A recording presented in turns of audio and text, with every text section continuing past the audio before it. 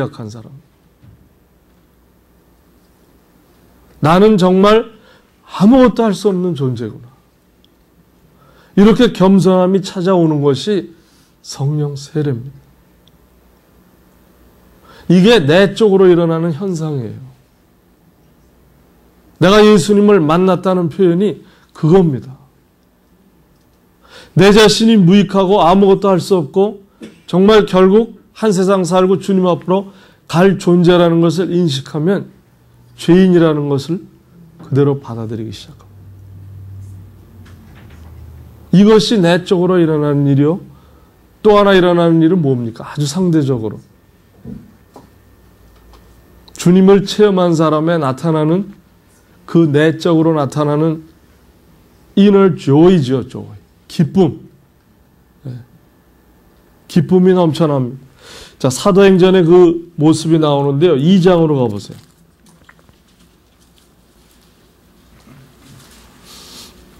2장 41절부터 47절까지인데요. 특히 46절에 날마다 마음을 같이하여 성전에 모이기를 힘쓰고 집에서 떡을 떼며 기쁨과 순전한 마음으로 음식을 먹고 하나님을 찬미하며 또 온 백성에게 칭송을 받으니 주께서 구원받는 사람을 날마다 더하게 하시니라.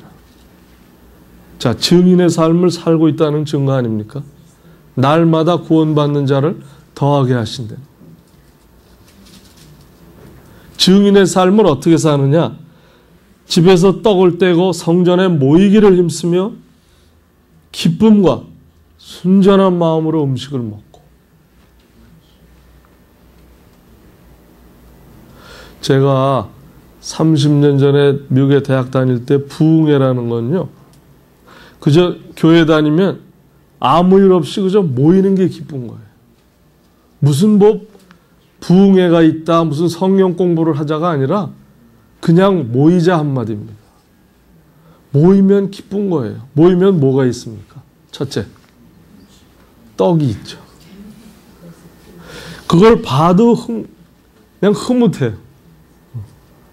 거기에 또 고기까지 나오면 더 흐뭇합니다. 고기가 빠지면 좀, 오늘은 좀 아니다. 지금은 어떻습니까? 여러분 생각해 보세요. 저는 너무나 많이 변한 거에 지금은 모이자 하면 이유가 뭐냐가 나옵니다. 뭐 때문에 모여? 이게 첫 질문이에요. 부흥회 가자. 누가 오냐? 그분 나 못 들어봤는데. 이건 뭐를 지금 척도를 놓고 얘기를 합니까? 유명 인사냐 아니냐는 거죠. 하나님의 말씀을 유명 인사만 잘 전할까요? 저는 그렇게 생각하지 않습니다. 주의 종이라면 똑같이 하나님의 말씀을 보고 나오는 겁니다. 그런데 말씀이 좋냐 나쁘냐? 사람이 많이 모이냐 안 모이냐? 여러분 얼마나 변했습니까? 그저 모이는 자체가 기쁜 거예요. 왜? 성령의 세례가 왔기 때문에 내 마음이 하나님만 생각해도 기쁜 겁니다. 여기서 뭘로 나눈다고 그랬죠? 하나님을 찬미하며 온 백성에게 칭송을 받으니.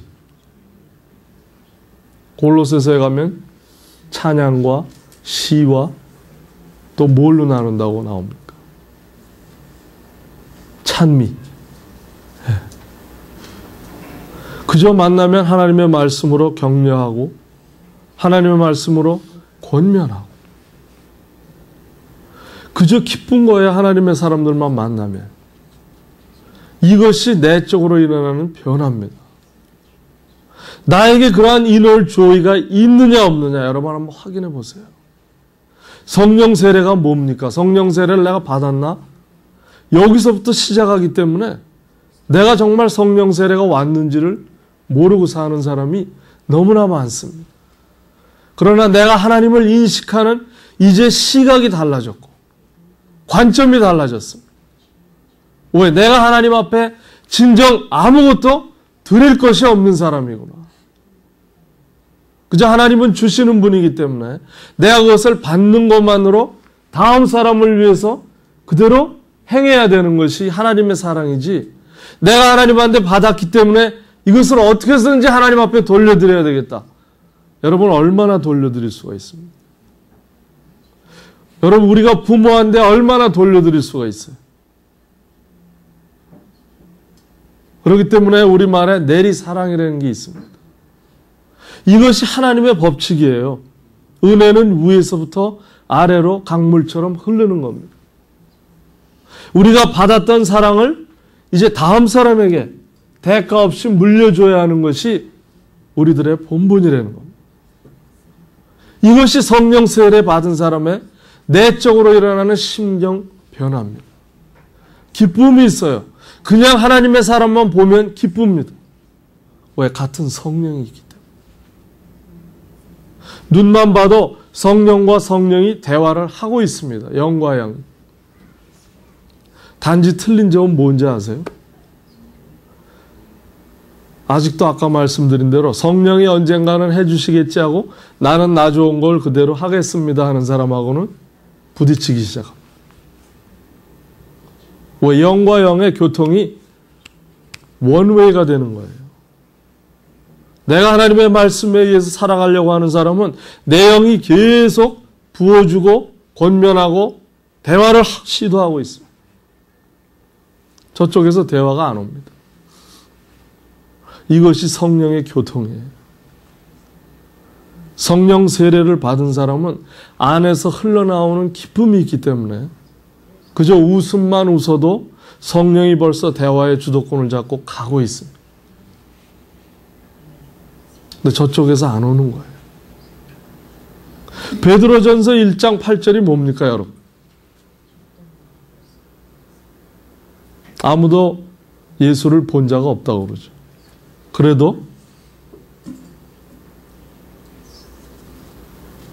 본 것 같이 그분을 기쁨으로 받아들이고 생각하노라. 이건 무슨 뜻입니까? 성령 세례는 우리가 의지적으로 할 수 있는 게 아니라는 거죠. 성령이 어떤 역사를 이루고 어떻게든 그것을 행하시겠노라고 하는 성령의 주관입니다. 예수님을 보지 않았는데 어떻게 기쁨을 가질 수 있어요? 우리는 뭔가 봐야 기쁘지 않습니까? 근데 안 보고 어떻게 기쁨이 나옵니까? 그러니까 내가 하는 것이 아니라는 거죠. 성령이 그것을 해주신다는 겁니다. 그래서 예수님도 보지 않고 믿는 자가 복되도다. 왜 그런 말씀을 하십니까? 우리는 봐야만 기뻐할 존재인데 믿을 수 있는 존재고, 그러나 예수님은 다 뒤집어서 말씀을 하세요. 왜냐하면 내가 하는 부분이라는 겁니다. 너희가 할 수 없는 부분이기에 내가 해야 된다는 것을 역설적으로 말씀하고 계세요. 그래서 우리가 성화의 단계로 들어가는 건 뭡니까? 다 성령, 내 안에 계신 성령한테 의존하고 나를 비워라 하는 뜻 아닙니까? 예를 들어볼까요? 우리가 예를 들어서 컴퓨터를 하나 사고 싶다. 1,000불이라고 그러죠. 그러면 우리가 계획을 세웁니다. 한 달에 100불씩 10달을 모으면 사겠구나. 지금 다 내 생각이죠. 근데 석 달째 가니까 100불을 다른 데 써야 될 일이 생겼어요. 또 100불만 쓴 게 아니라 200불을 썼네. 그러면 다음 달 채우려면 300불 넣어야 되는데, 그럼 2달 더 기다려야 돼요. 1년을.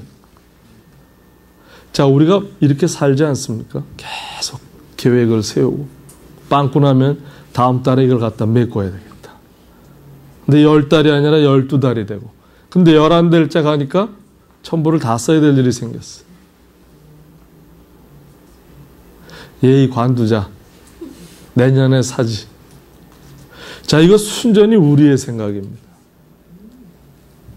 성령의